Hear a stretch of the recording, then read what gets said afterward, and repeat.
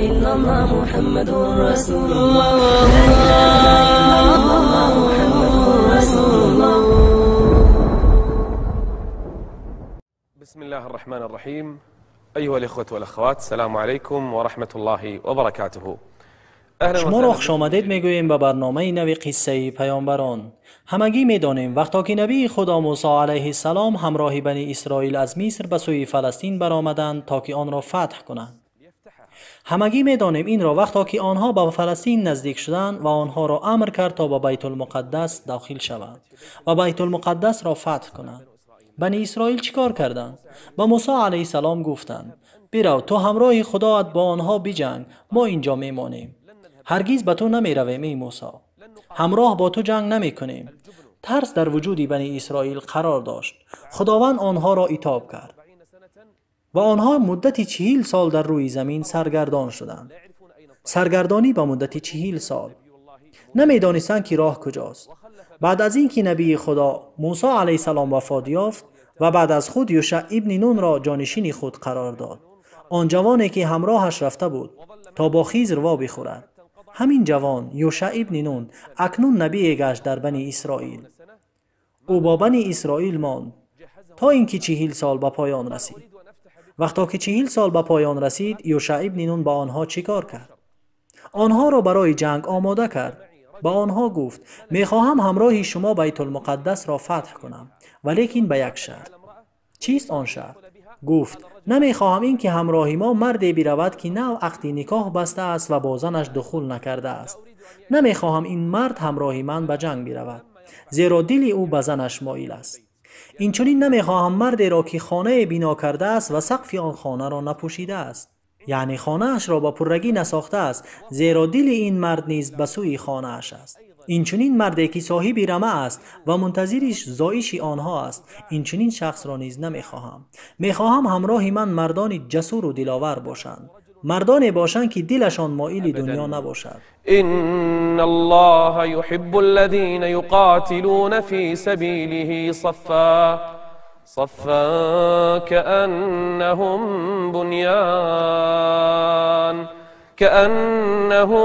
بنيان مرصوص. لشکری که هزارها نفر را تشکیل میداد همراه نبی خدا یوشع ابن نون به سوی بیت المقدس برآمدند، به سوی فلسطین، به سوی زمینی با برکتی که خداوند آن را برکت داده است. همراه آنها به سوی بیت المقدس روان شد. در بیت المقدس قصری بود برای قوم سرکش. بنی اسرائیل خواستند آنجا را فتح کنند اما نتوانستند و بیت المقدس را 6 ماه کامل در محاصره گرفتند. 6 ماه آن را در محاصره سخت گرفتند تا به آنجا داخل شوند، لیکن با این وجود آنها نتوانستند به آن نائل گردند.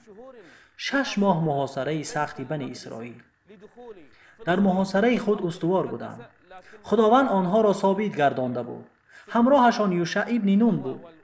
این آسان نبود. 6 ماه محاصره این کاری آسان نیست، کاری دشوار است، لیکن آنها صبر کردند، طاقت کردند. خداوند آنها را صبر عطا کرد. در راه خدا صف کشید. خداوند به آنها صبر عطا کرد. در راه خدا صف زده جنگ میکنند، چنانه که گویا آنها امارتی استوار به یکدیگر چسبیده بستند. خداوند آنها را استوار داشت. آنها را مثل امارت‌های استوار گردانیده بود. وقتا که سقوط این قصر فرا رسید، این هنگام یوشع ابن نون آنها را اجازه داد تا بجنگند. اجازه داد تا این قصر را و کسانی که در داخلش هستند به خاک یکسان کنند و داخل بیت المقدس شوند. جنگی سخت صورت گرفت. در آن روز از آنها 12,000 نفر به هلاکت رسید. وكأين من نبي قاتل معه ربيون كثير فما وهنوا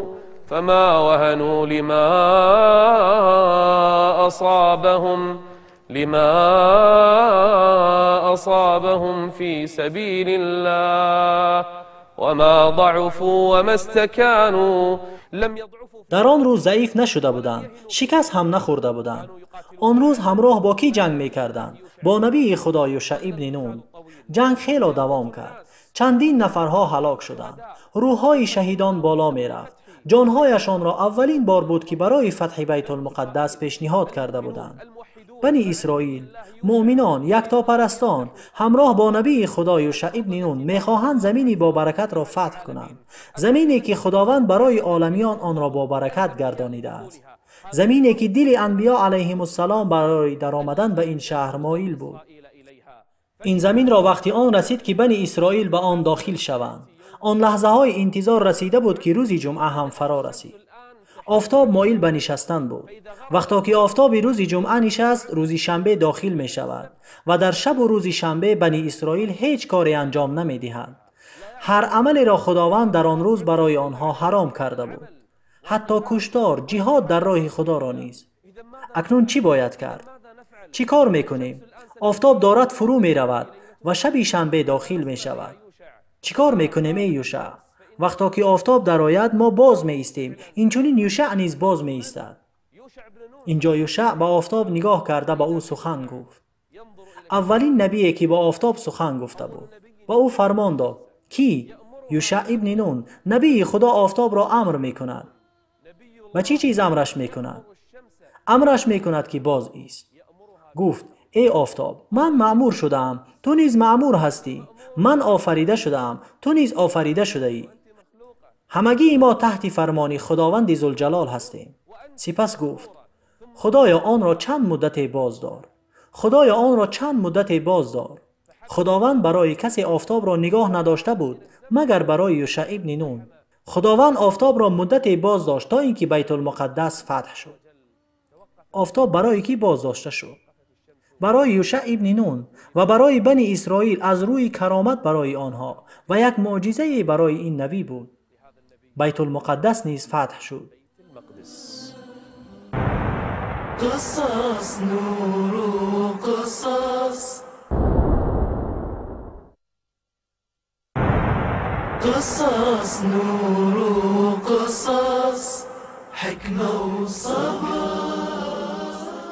خداوند ذوالجلال بنی اسرائیل را امر کرد تا وقتی که به بیت المقدس وارد شوند در حالت فروتنی و سجده و رکوع برای خداوند وارد شوند و این را بگویند خدایا ما را ببخش و خطاهای ما را محو بساز. یوشع ابن نون آنها را به این چیز امر کرد، زیرا این یک فتح بزرگ بود. آنجا زمینی با برکت است و در آن رزق کلانی است برای کسانی که زندگی میکنند. آنها را امر کرد که در حالت سجده به بیت المقدس وارد شوند، زمینی با برکت، و از خدا طلب مغفرت کنند. لیکن بنی اسرائیل صد افسوس که پشت را به طرف بیت المقدس کرده در آمدند. این یک مسخره کردن فرمان خداوند بود.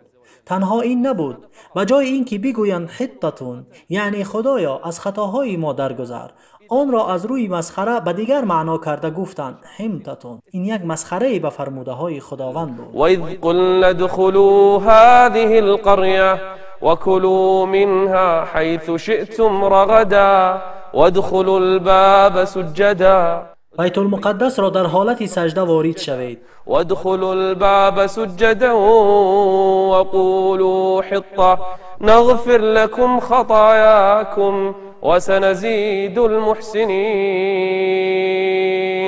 آنها فرمان خداوند ذوالجلال را عوض کردند، گفتند حمتتون. این یک مسخره به فرموده های خداوند بود. خداوند آنها را به بلای بزرگ گرفتار کرد. خداوند با آنها عذاب فرستاد، وبایی که هزارها نفر به آن گرفتار شدند. این هنگام فبدل الذين ظلموا قولا غير الذي قيل لهم فأنزلنا عليهم انزل الله عز وجل. خداوند برای آنها وبای فرستاد که این بیماری هزارها نفری از آنها را نابود ساخت و عذاب از آسمان فرود آوردیم. به کدام خاطر؟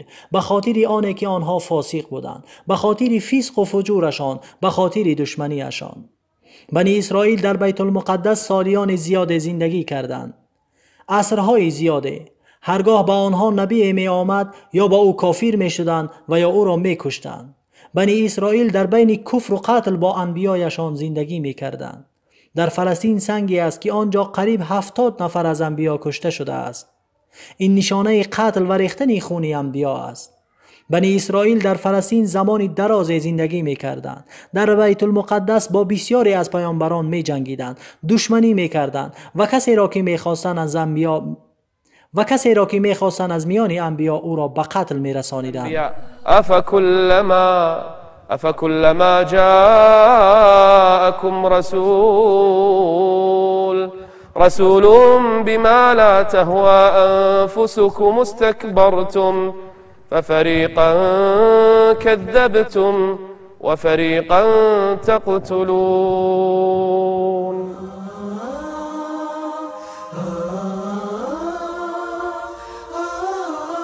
بنی اسرائیل در حالی که در فلسطین قرار داشتند، خداوند آنها را به بلای بزرگ امتحان کرد.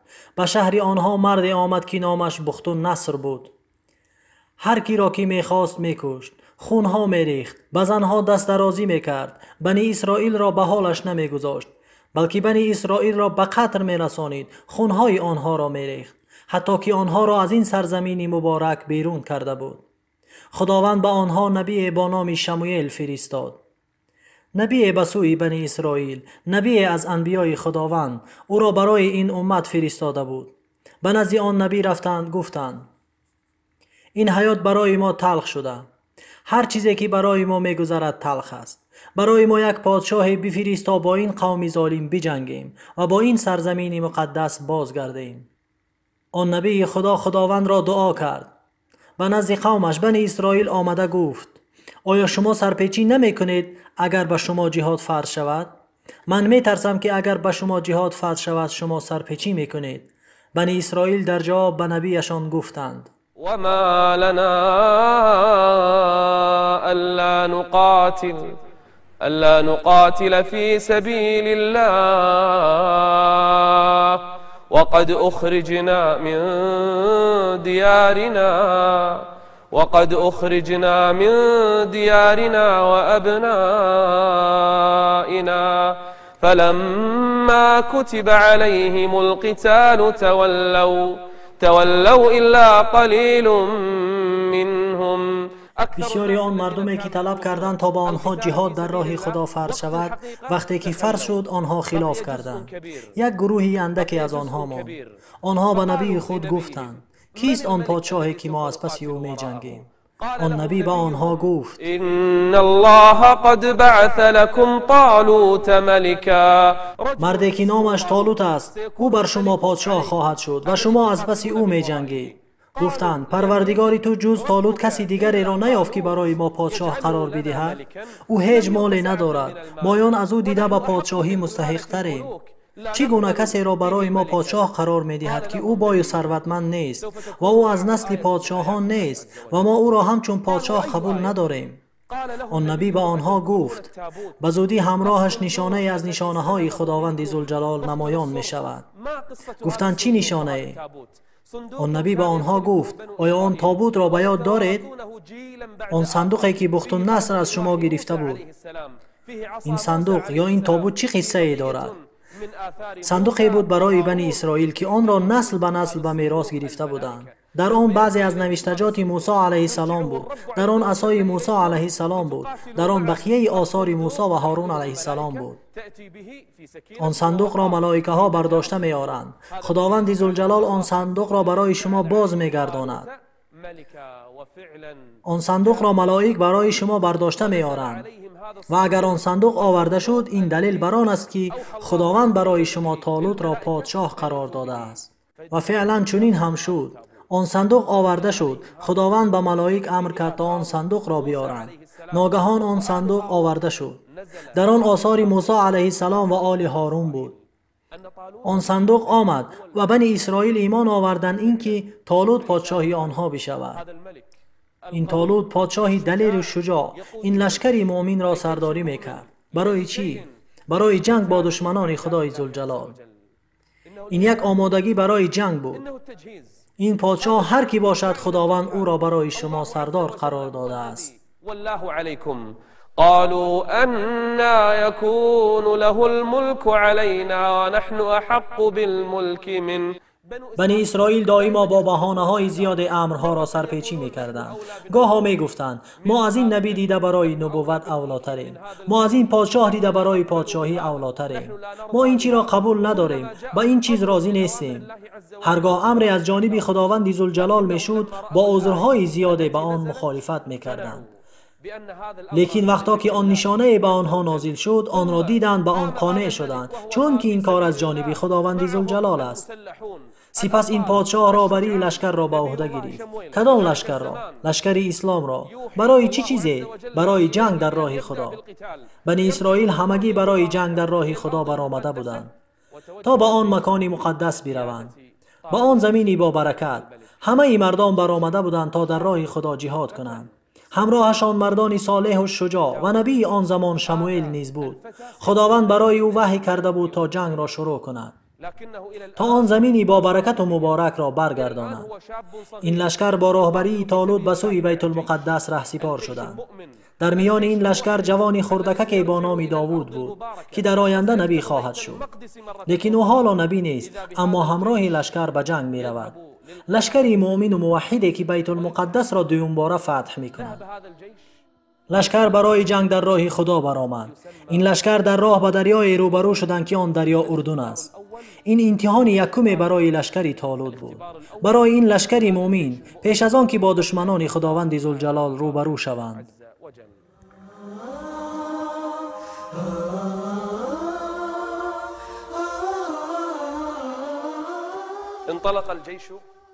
لشکر با سرداری طالوت به راه برآمد تا در راه خدا بجنگند.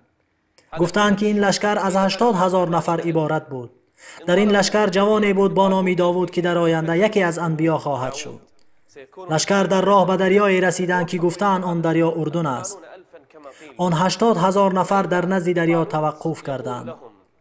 طالوت بر لشکریانش گفت الان خداوند از شما امتحان میگیرد.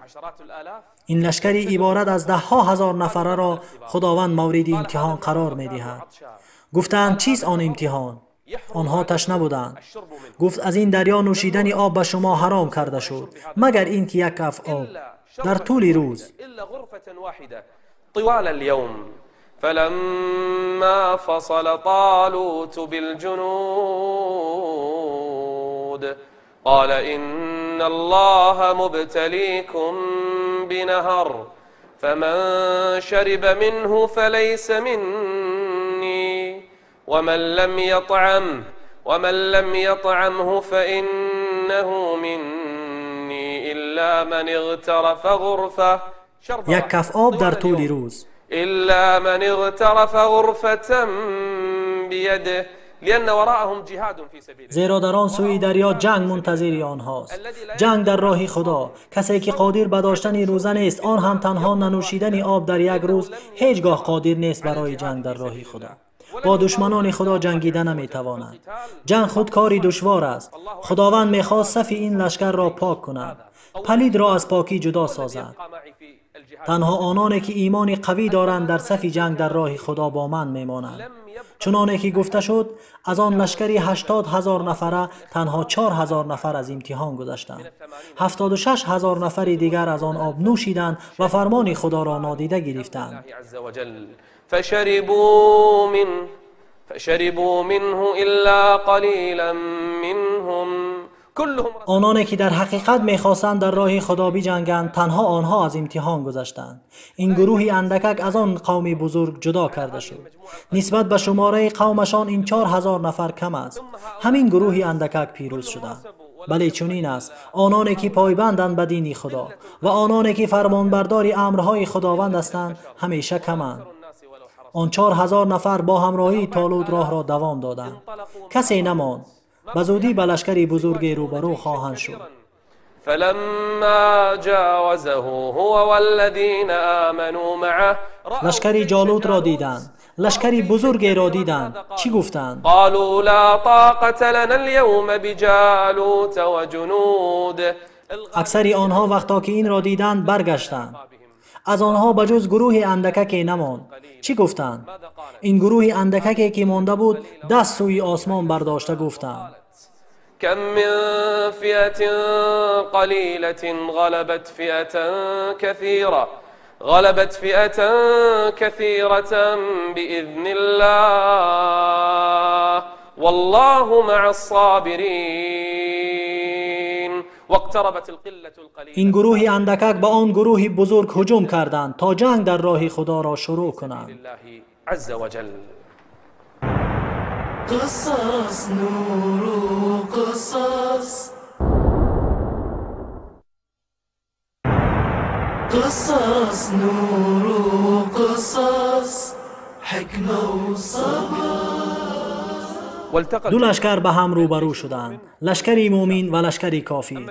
مومنان با سرداری طالوت، اما لشکری کافر را جالوت سرداری میکرد. دو لشکر به هم روبرو شدند. عادت جنگ چنین بود که پیش از شروع جنگ مبارزه تن به تن صورت میگیرید. یک مرد از این لشکر و یک مرد از لشکری دیگر، از لشکری کفار که عددشان نسبت لشکری مؤمنان خیلی زیاد بود، از آنها مردی که سر لشکرشان بود جالوت برآمد تا کسی که خواهد با او مبارزه کند. به سوی مردم داد میزد: کی با من مبارزه میکند؟ کی با من میجنگد؟ مردی بسیار با قوت و بازو بود. اهل ایمان به همدیگر نگاه کرده میگفتند: کی با او مبارزه میبرد؟ از میان آنها شجاعترینشان از جا خیست. کیست در میان آنها از همه شجاعتر؟ جوان با نام داوود. پیش از آنکه به پیغمبری برسد گفت: من با تو مبارزه میبرم. گفت: آیا کسی غیر از تو نیست که با من مبارزه برد؟ آیا کسی بزرگتر از تو نیست که با من مبارزه برد؟ از این بزرگتر را برای من فرستید. داوود گفت: من با تو مبارزه میبرم ای دشمن خدا. مبارزه شروع شد. اهل ایمان خدا را دعا میکردند، اهل کفار را شیطان کمک میکرد. مبارزه شروع شد. جنگ بین آن دو سخت‌تر شد. ناگهان داوود علیه السلام گرز را تاب داده بر سر کافر زد. اینجا جالوت به زمین افتاد. لشکر ایمان به تکبیر گفتن شروع کردند. آنها اندکی هستند، لیکن ایمان دلهای آنها را پر کرده بود. آنها اندک هستند، لیکن خداوند آنها را برگزیده بود. این هنگام همگی به تکبیر گفتن شروع کردند. به سر لشکری کفار حمله کردند، اما لشکری کفار که سردارشان در پیش چشمشان به قتل رسیده بود پریشان شده بودند.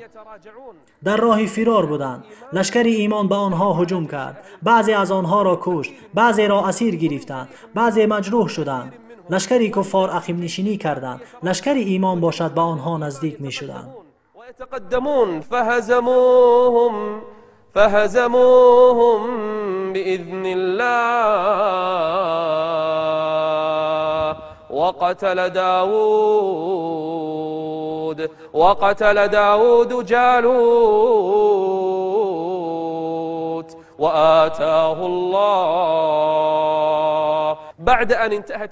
بعد از اینکه جنگ به پایان رسید و اهل ایمان پیروز شد، داوود علیه السلام در میان بنی اسرائیل محبوبیت خاصی به دست آورد. مردم تکبیر گفته در گردی او چرخ می‌زدند. حول داوود علیه السلام و آتاه الله الملك والحكم وعلمه مما يشاء و او را برای خود حاکم قرار دادند و خداوند حکمت و نبوت را برای او داد. در بنی اسرائیل نبی شد. داوود علیه السلام چه قصه ای دارد؟ چه حکایتی دارد؟ خداوند با او چگونه معجزه ها داده بود؟ چگونه آواز با او داده شده بود؟ آن عبادت عجیبی او چگونه بود که پیامبر ما آن را مثال زده است؟ قصه داوود چگونه است؟ چه حکایتی دارد؟ و خداوند درباره این نبی بزرگ و آن پادشاهی با حکمت برای ما چه خبر داده است؟ این همه را در برنامه آینده قصه پیامبران خواهیم شنید. استودعكم الله والسلام عليكم ورحمة الله وبركاته. قصص نور قصص